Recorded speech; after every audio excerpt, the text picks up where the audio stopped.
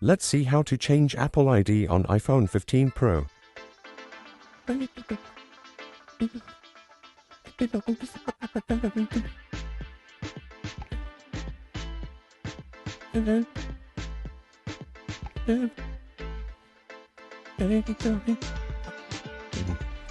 Back up your iCloud data.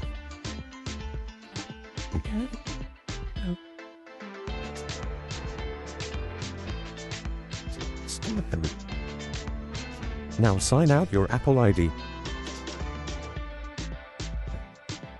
You will need to enter your Apple ID password.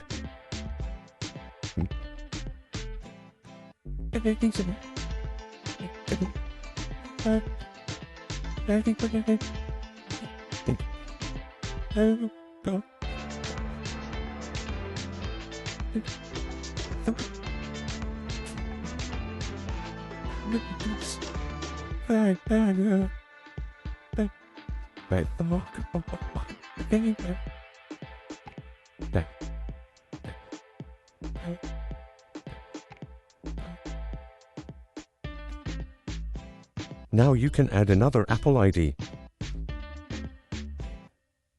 or create a new Apple ID.